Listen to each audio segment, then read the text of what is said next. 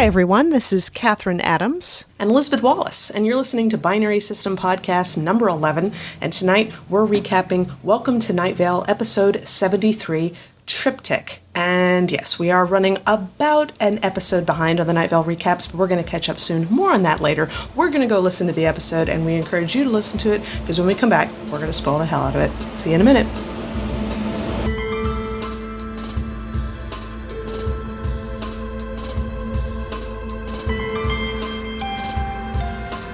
That was exactly what I was hoping for. Another interesting, timey-wimey sort of episode. Very much so. I think, wasn't it you who was telling me that they wanted to do this episode as a live episode, but they thought it was a little too weird? Yeah, that was the rumor that I had heard about that. I haven't been able to get a independent confirmation on that, but I could see how they could get partway through an episode like that and then suddenly realize, you know what, this is just a little bit too strange to make an entire episode around. This packs a lot more punch as a short episode, I think. Yeah. I was also wondering, maybe, I don't know, it told us some stuff about Kevin. I don't want to give it away. So let's just start from the beginning. First of all, they told us they have just announced the Welcome to Night Vale Australia tour, which is kind of a big deal because how many hours does it take to get all the way over to Australia on a plane? Oh, I don't even know. I mean they said that it was a huge undertaking to plan a live episode tour of Australia for, a little show like this. Yeah. So anyway, if you haven't already bought your tickets and you're living in Australia, go buy your tickets because they want to make sure that can happen again at some point. And the book is coming out on October 20th, and they sold out of signed copies, so they signed some more copies, and now those are for sale again. So. Yep, and they're doing a very interesting countdown to the book release. Every episode, they're going to read just a random sample from a random page from the book, which they did today. Yeah. So looking forward to that. Very nice. So the episode starts out, and Cecil is giving us the news report about a huge vortex that's opened up in the food court, probably one of the worst food court-related vortexes they've seen in a long time. Yeah, it took out 3 ice cream stores in the food court and badly damaged a 4th one. So I guess they kind of like ice cream out there in Night Vale. I've sort of noticed that. It is sort of a desert area, which,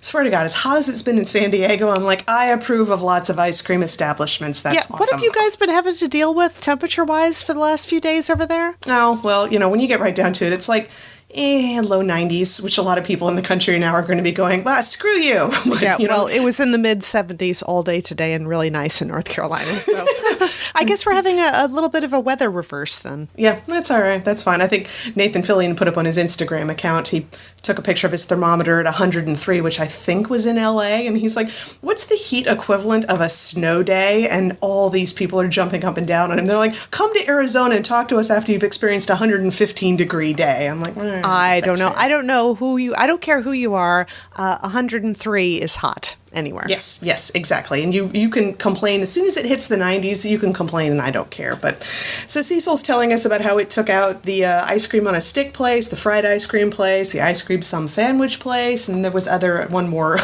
establishment I didn't write down. And something weird starts happening to the output on the audio. A little fuzzy signal starts to come in. Yep, so he's tinkering with wires a little bit. And then we hear Kevin. I know, and Kat and I both look at each other over the Skype. We're like, oh my God. And he's so cheery, so happy. And I'm sitting here thinking, oh, he's just king of the mountain now that he's operating his brand new radio station out in the desert otherworld. But that's not the case. So nope. With a little bit of conversation, it turns out Kevin's never heard of Night Vale. And nope, and he wasn't the one who named this area Desert Bluffs. People a long time ago named it, and so we're like going, hang on a minute. I think the strangest thing, though, is he doesn't like StrexCorp at all. StrexCorp is just this local company that's starting to buy things up and take over things in Desert Bluffs, and he doesn't like it at all. And no. I did think something was rather adorable, though. I mean, of course, Cecil doesn't like Kevin, and he doesn't like the name Desert Bluffs, and he's being all, argumentative and whatever. And then Kevin starts talking about all of the good things in life, like a totalitarian government, and adorable pictures of cats. And Cecil's like, I like adorable pictures of cats. So they just bond over their love of adorable pictures of cats. Yes. So basically, we're talking to Kevin from a very long time ago. And I guess something has crossed in the wires that gave us a timey-wimey event. But then there's another fuzzy kind of moment in there. We lost the transmission. And then Kevin comes back and Cecil starts talking to him. But it's a different Kevin this time. It's a little newer, and it's after StrexCorp has taken over Desert Bluffs, and Yes. Kevin totally approves. Kevin thinks it's wonderful. Now they can all just work, and work some more, and smiling. He goes on about smiling quite a bit. And Cecil talks to him for a bit and wants to know what the hell happened to him, this terrible Kevin that he's talking to. And Kevin was talking about, I remember that. I remember how foolish I was trying to stop StrexCorp from coming in and how I placed myself at the door in their way and they did ethically brutal things to me to get through. And so they changed him on a very deep level, Kevin. It sounded like they turned him inside out. It's pretty horrifying. And he's obviously exactly as unhinged as he was when his character was first introduced. How long ago did we first get to hear about Kevin? Was it 2 years ago? It's been a while. It's been a long time. Yeah. And Cecil may have made a tactical error because a little bit. Yeah, he's talking about how I can't even remember how the topic came up, but he mentioned about the fact of, I'm in your future and, we already had a secret revolution against StrexCorp and threw you out. And Kevin's like, really? Oh, I need to write all this down. And then Cecil's like, no, I didn't mean anything. You guys need to stay all complacent and just accept things just as they are. And Kevin's like, oh, your jokes are so funny. Yeah, and he's going to send over Daniel to watch to watch over everything that goes on in Night Vale, and he'll be able to act if he sees anything that happens. And at one point he calls up, Lauren, I've just got this interesting information about Night Vale. Like, oh God. Yes, so he lost the transmission again, and Cecil's feeling really bad. And, he says that Carlos is always trying to tell him to, not feel bad if you make a catastrophic mistake or something? A catastrophic temporal error or something like that, saying that all the time, basically. Yeah, that's good advice for anybody to have at any time. And he's starting to give us more information on the vortex in the food court, and the transmission comes back again, and it is not either of the Kevins that we've heard before. It is a Kevin in the far, far future, obviously filled with regrets, and he's pretty much always been suffering from whatever it was that StrexCorp did to him, and he wishes that he'd never heard of StrexCorp, and he dreams about what his life could have been like if he'd never ever encountered StrexCorp. And he's, you hear him coughing, and he's in a very desolate future, which obviously Cecil doesn't like hearing, but... No. And we lose the transmission again, and Cecil tries to get him back again, but before he tries to get him back, he sends us to the weather. And I really like the weather this time. It started out with a trumpet and a cello, and it was almost like, I don't know, I imagine a cabaret singer for this particular one, in one single spotlight in the center of the stage. So it was very minor key. What was the name and the singer? The woman who's singing her band name, I think it's just her. It's called The Unwoman, and the song was called The Heroine. And I was so certain when I heard that cello start that it was Gabrielle Royal, who did Remember Us in the Condos episode. But as it turns out, no, she's a singer and a cellist. So obviously she had a trumpet player playing with her. But yeah, that's how. And I think she probably recorded herself a couple times because the cello sort of accompanied itself in a few places, but it was nice. I like that very much. I'd like to see her play live at some point, because I'm not sure. Gabriel Royale is the only other singer that I can think of right now who accompanies himself on a cello, and I just find that amazingly appealing. Yeah, we've talked about him before. I liked Unwoman. It sounded very cool, but Gabriel Royale, I was listening the other day to his song On Again, Off Again, Friend, and it's just so neat. That's the one where he's playing in the subway, isn't it? Yes, it is. And just totally comfortable, and it just totally works. Great song. It's on YouTube. Go find it. Gabriel Royale, On Again, Off Again, Friend. But we come back from the weather. And Kevin is back. And after a few moments, Cecil's able to figure out that he's all the way back to the first Kevin, the one who's so filled with hope for the future, and he's so determined to fight Strex and kick him out of Desert Bluffs.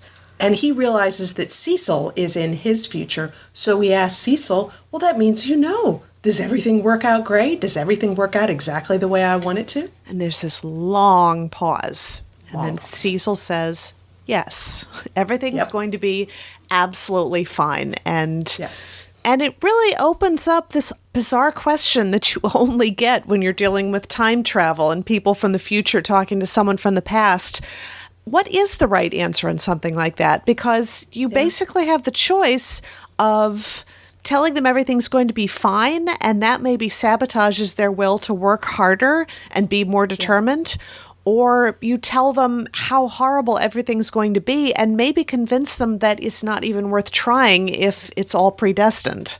Yeah, exactly. Or possibly the future that you know of which really wasn't good, and the past, God, tenses are weird. The past that you've had, what if you tell them how to fix it and your telling them was what made it so bad? You have no idea what the cause and effect is when it comes to time travel. So it's like, I think Cecil probably took the best possible answer. Just try and comfort him for the time he has left. It's nothing really to be done at this point. So yeah, that was... Now, didn't we have a T-shirt moment? We did. At one point, he made the comment, because he's talking about this, he finally loses the transmission with Kevin for possibly the last time. We don't know. And he's talking about the futility of trying to change things in the past. And he says, what is the use of nostalgia for what didn't happen when we have to live with what did? And we were like, oh, T-shirt moment.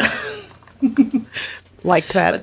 But that wraps up the episode. Oh, well, except for the fact that the vortex apparently swallowed up the entire food court and everyone there is gone. Oh, yeah, that's a minor bit of news there. But yeah, that happened too. So, and after that wrapped up the episode. So I thought it was a very, in its way, for all the timey-wiminess, it was a very straightforward episode. It was just, here's Kevin, and here's maybe a chance to not dislike him so much. But that was one thing I wondered. I wonder if anybody, and guys, please chime in if you want, was anybody disappointed at having another side of Kevin? Because sometimes it's cool to have another side to a villain, I suppose, but sometimes you're just, change is hard sometimes. So I'm wondering what everybody thinks about getting another side of Kevin. I don't know. If the cosplay pictures on Tumblr or any indication, Kevin has a huge fan base, and I think they're going to be thrilled with the idea of seeing a sympathetic side of Kevin. Nice. I imagine that's going to probably play into a lot more of the Kevin-Cecil pairing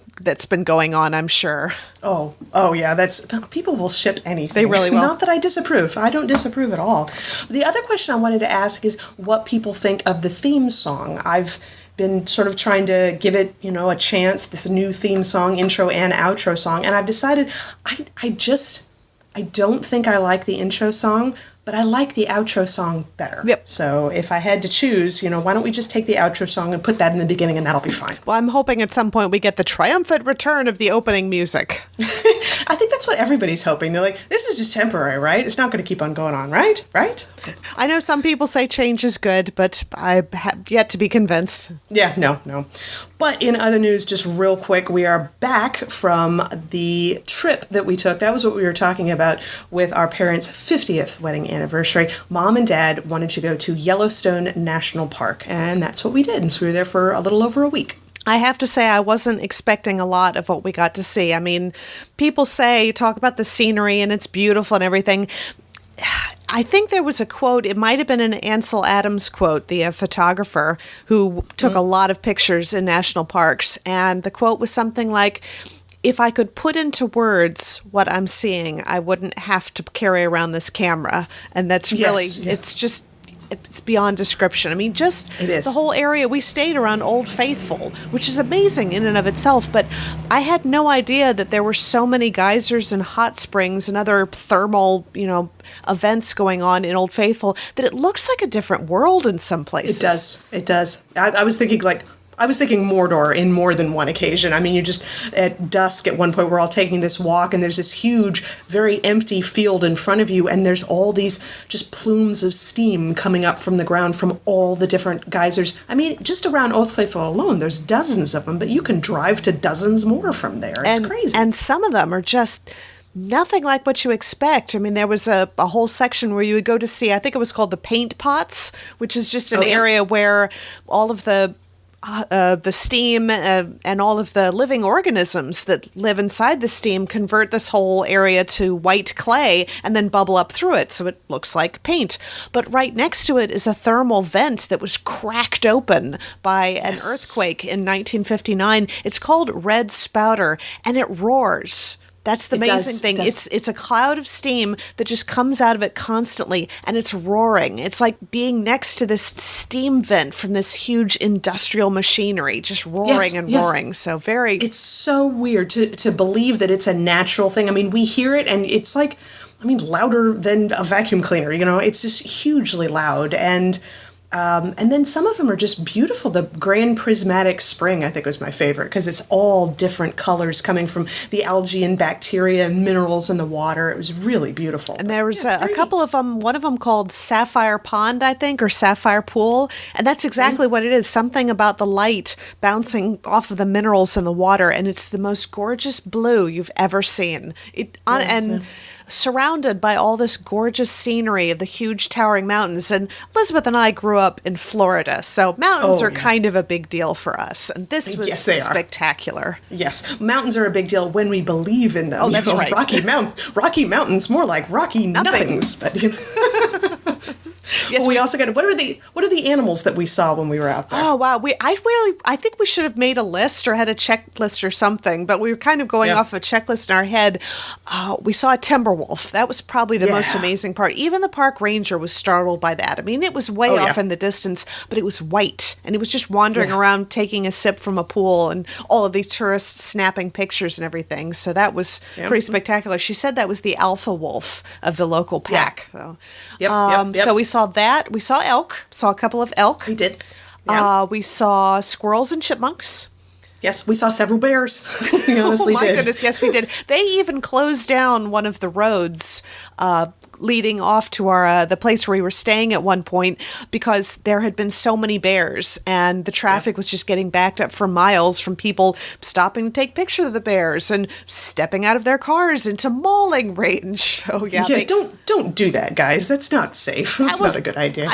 Of course they want to protect all the tourists, but there's been more damage done to the bears by all the tourist activity than the tourists. I mean, that poor guy that got eaten by a bear in Yellowstone Park, that's been the first one in about 20 years. And some of the literature around in the park said that there are about 14 bears killed a year because of human-related activities. Basically, humans getting too close or humans feeding them and teaching them to be aggressive. So, And they had signs up all over the place that said, a fed bear is a dead bear. So they're like, don't feed them, and if you're don't run from them, because apparently they chase things that run, but they also say don't try and drop your pack to distract it, so it'll go after your pack and not you, because that just teaches it that if it's aggressive, it'll get food, and so then it'll be more aggressive, and then they'll have to kill it. So they're trying not to have that happen. Obviously, the guy who got killed is, on a human level, much bigger tragedy, but at the same time, the bear that killed him was a mother bear with cubs, and they had to put them all down. So that's how that works. Was all very tragic, but we got to see the bears from a safe distance, and we got to see a few coyotes, which I have to say are my favorite. I guess maybe because I'm thinking of the coyote-headed college students, which I will do a bit of fan art about that at some point.